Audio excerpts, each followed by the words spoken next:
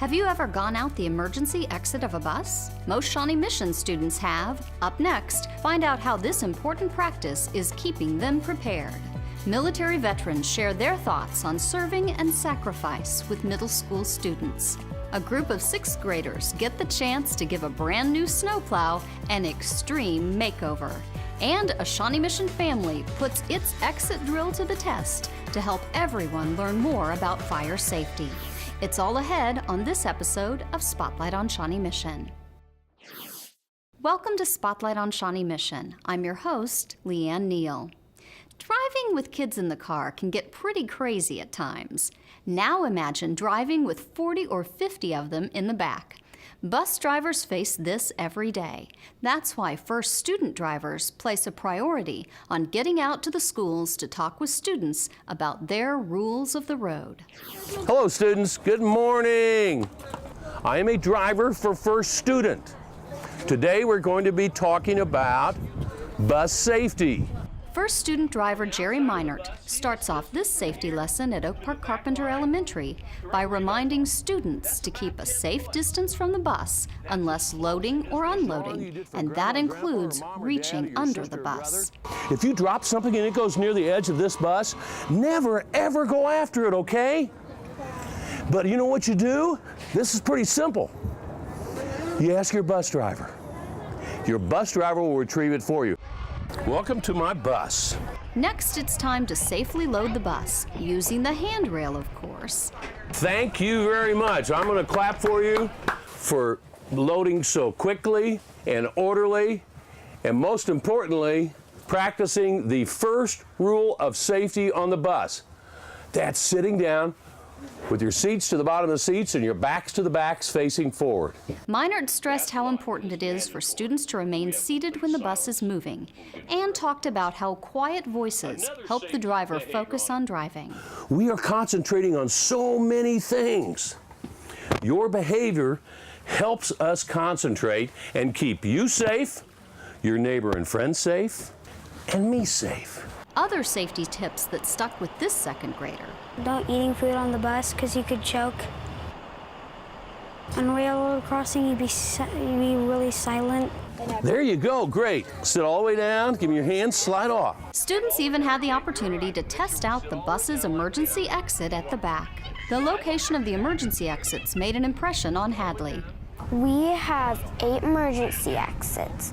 We have that one, we have one in the back, and we have 2 at the top, and there's 2 windows, and there's like 2 more windows in there that are emergency exit. We learned how to get out, and you sit on your bottom flat and you slide out the back. And as Sam learned, this is a time when proper technique matters.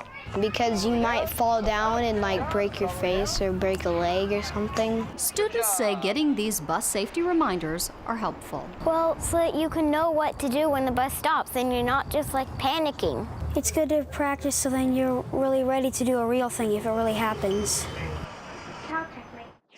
First Student began partnering with the Shawnee Mission School District in 2009. Buses in Shawnee Mission transport about 9,000 students twice each day. First Student Shawnee Mission has received several honors for safety, including the Presidential Award of Excellence, which was given to only 9 of First Student's 650 locations in North America. And Shawnee Mission's Maintenance Department was one of only 3 honored with the Silver Wrench Award for excellence in safety, cleanliness, organization, cost-effectiveness, and preventative maintenance compliance. Up next, Shawnee Mission volunteers help feed those in need in our district and community. And middle school students learn what it means to be a hero.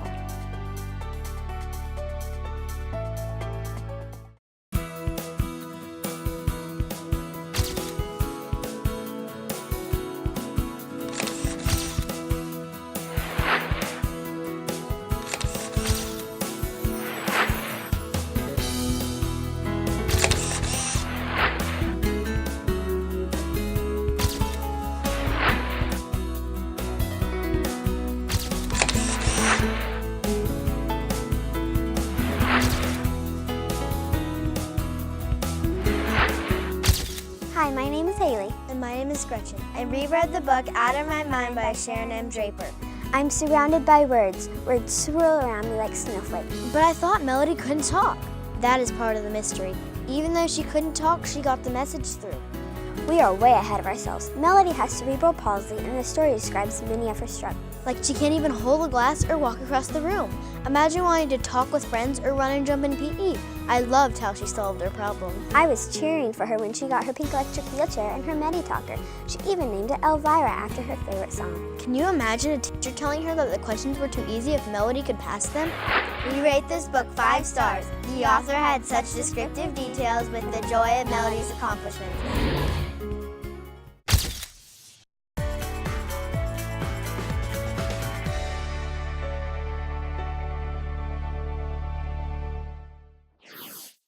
Welcome back. 7th and 8th graders at Indian Woods have a better understanding of the sacrifices of American military heroes thanks to a special school assembly. For the land of the free and the home of Music teacher John Duncan started things off with the national anthem. After that, everyone took time to acknowledge Indian Woods staff and spouses of staff who are veterans. Then students heard from Chris Hahn, who served in the Marine Corps and was injured in the line of duty while in Iraq. When they asked me to do this, I was excited to come share with you about what it means to be a veteran, about what it means to serve something greater than yourself. The retired Marine talked to students about his poetry and shared his thoughts on what it means to be a hero. A hero is somebody who gives themselves to a cause, somebody who is willing to lay away their selfishness to serve a higher purpose. And that's not just with veterans, that's in everyday life. Anybody can be a hero. Anytime that you help somebody else out, anytime that you serve somebody else or another cause and forget about yourself and serve them, that's what makes a hero. To bring his message home, Hahn shared with the students what had happened to him while he was serving in Iraq. I ended up being involved in an accident which caused me to lose my leg below the knee. If I could go back, I wouldn't do anything differently, because in the face of that, I was with my buddies. I was with my brothers, and that is why I did what I did. He shared that small acts of kindness, including writing letters and saying thank you, are ways students can help those who have served. Including writing letters and saying thank you, are ways students can help those who have served. So the next time you see a veteran, walk up to them, say hi, shake their hand. Because often it's the smallest gestures of gratitude that mean the most and will stay in their memories forever, like mine. Indian Woods students seem to take these veterans' words to heart. I think it's really important because they're out there risking their lives to save us and keep us free. It's a big sacrifice that, like you have to be more than yourself, and that really motivates me. Veteran Ted Fritz's wife teaches at Indian Woods, and she convinced him to come to the ceremony to be honored. I'm proud of having done my service, and I don't mind being here. I hope somebody can get something out of it. I will. After the assembly, students headed outside for the chance to explore a couple of military vehicles from the Kansas National Guard's 778th Transportation Company. The veterans hope the day's events help these middle school students see the big picture.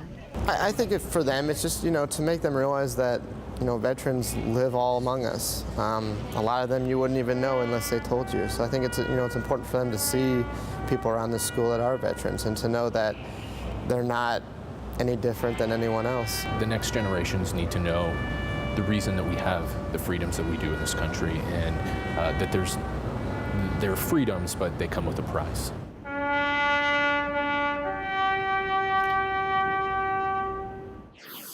Whole Foods Market and generous community members made the holiday season brighter for Shawnee Mission families in need through Grab and Give. And as you're about to see, this food program was powered by some special Shawnee Mission volunteers. Students are working at Indian Creek Tech Center on a project that's called Whole Foods Grab and Give. The Whole Foods grocery store is having their customers donate money or food items to the Shawnee Mission School District's families that are in need of food this time of year. They bring over pallets of food, and then the food is put out on the tables here, and my students are sacking the products into sacks, and then those sacks will be distributed to these families. The thing I like about this project is that it is a great work opportunity for young adults in the transition program. These are young adults 18 to 21 who, because of their special needs, get to continue to receive services from the Shawnee Mission School District. So one of the areas that we work on in transition is vocational skills. The students also like it. Every one of my students, I have 10 young adults out here today, and every one of them has said they like this kind of work. They like to be helpful. They like to be busy, and so it's been good for them. It's a win-win situation. We did talk about how important volunteer work is, and not only is it looks good on a resume for future employment they may seek, but it also makes them feel good. Whole Foods provided a monetary donation to the Shawnee Mission Education Foundation for the difference between the money donated and the actual cost of the food items given out. Even though it happened 150 years ago, find out how the Civil War is being brought to life today for middle school students. Plus, adding a little levity to a snowy day. Find out how Shawnee Mission artists are playing a role when Spotlight on Shawnee Mission returns.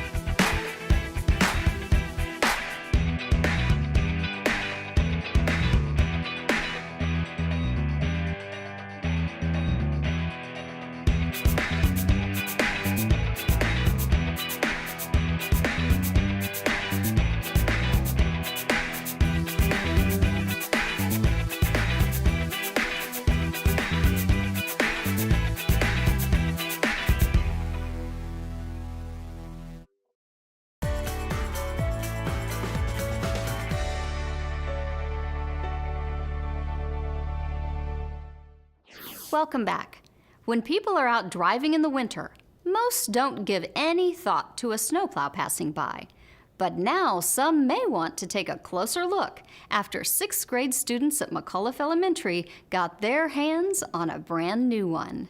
So you're going to paint right on top of it, wherever it goes, not here, but wherever the outline is. Now it's hard because it's little tiny areas. On the day we visited, the students were grabbing a brush and glove and heading out in groups to continue with their very special painting project. Our principal, Michael Orr, came to me and said that people from the Lenexa Roads and Transportation had a brilliant idea. They have these brand new snowplows, which were pretty generic and boring to look at, and they wanted to have elementary schools in the district submit ideas and to paint designs on the front. So they came and delivered a huge brand new orange snowplow and buckets of enamel paint and said, go for it. Each class of 6th grades came up with preliminary sketches, and everybody submitted ideas, and we decided we wanted to be a little bit different than typical winter scenes and things like that. We wanted to do something a little bit out of the ordinary with a sense of humor so that when people saw it driving down the street that they would remember it. So what did they come up with? It's like some snowmen that they're gonna get hit by the plow. And it's kind of just like a humorous type of snowman, like very animated.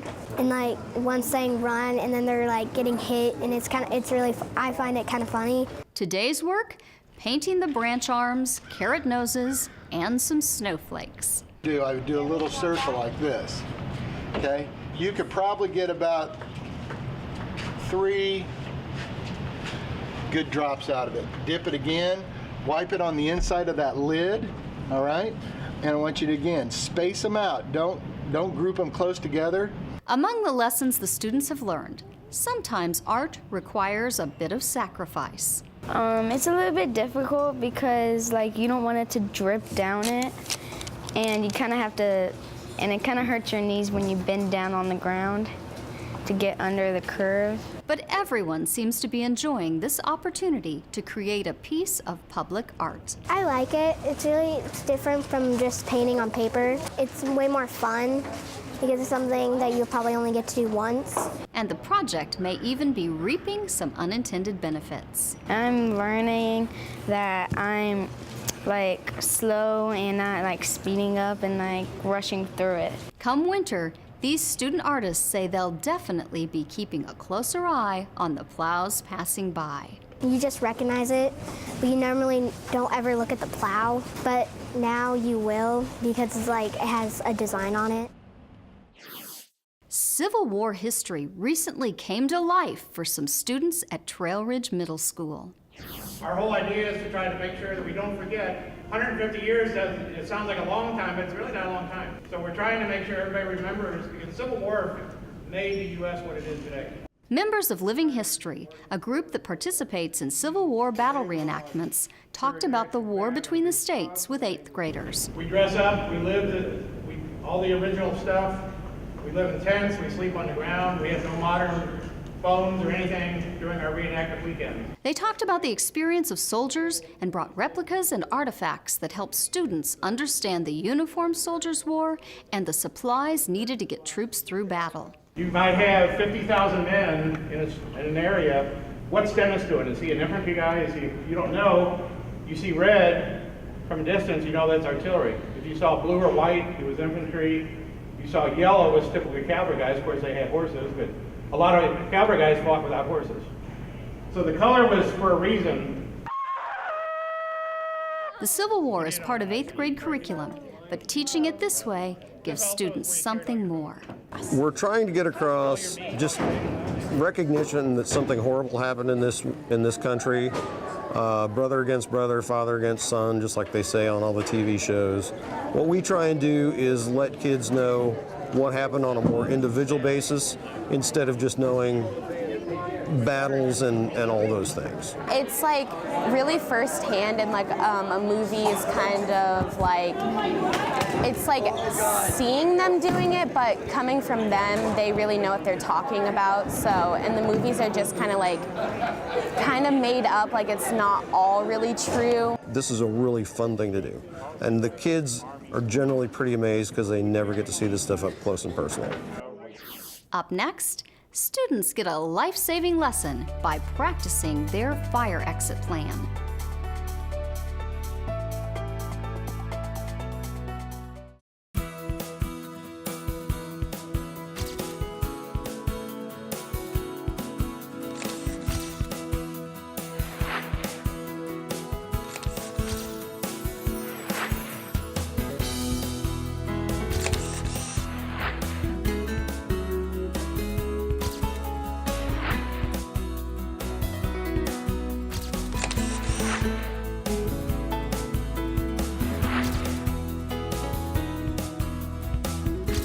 Hi, I'm Emmy. And I'm Olivia. We read the book Ghost Dog Secrets by Peg Gerhardt. Rusty's mom was driving him to school one day when he saw a German Shepherd chained to a fence with no food, water, or shelter in ice-cold rain. Rusty wants to keep the dog, and so does his friend Andrew. One night, when Rusty is in bed, a ghost dog startles him. Is the ghost dog trying to lead them into danger, or is she trying to help them save the German Shepherd? Will Rusty keep the dog? Only we know what happens. We rate this book 4 out of 5 stars for its amazing, suspenseful, exciting, action-packed story. Check it out.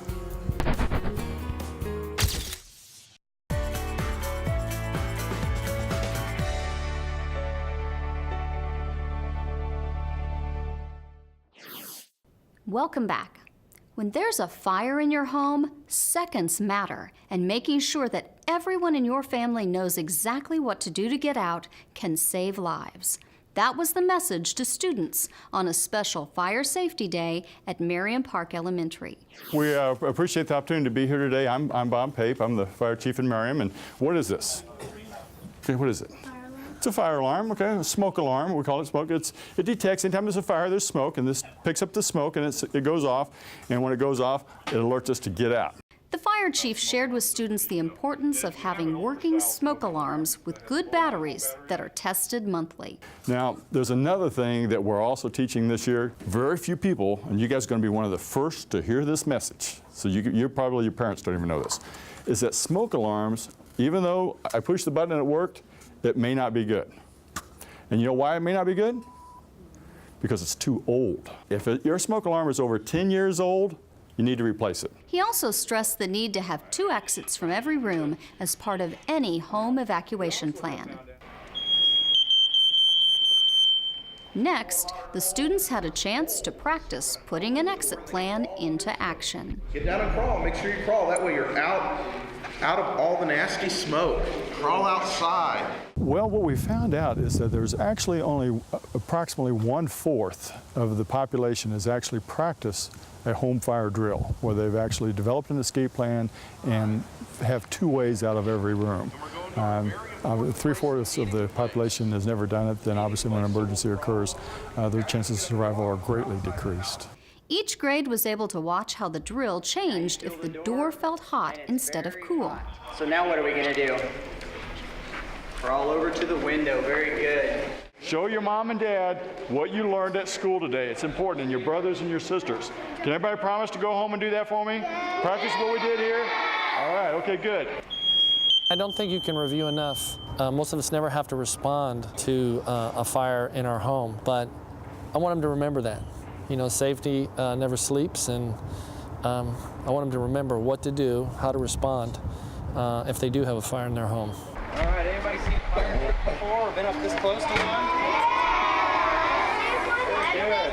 I think it's important that the parents sit down with the kids, especially at an early age, and go through these escape plans when it's not threatening, where there's no pressure on them to perform.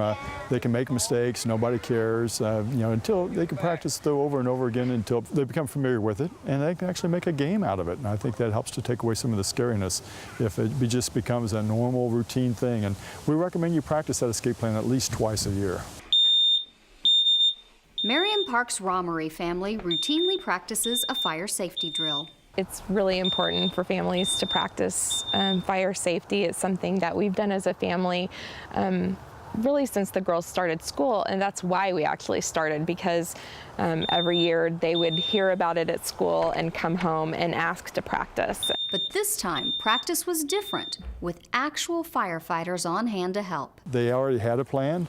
I think we had an opportunity to practice their plan and maybe perfect on it a little bit. It was the first time they'd actually operated their escape ladders. So having a ladder, as a lot of people do, they'll buy one knowing that they need one for that secondary escape, but they don't actually take it out of the package and actually put it out and try going down it.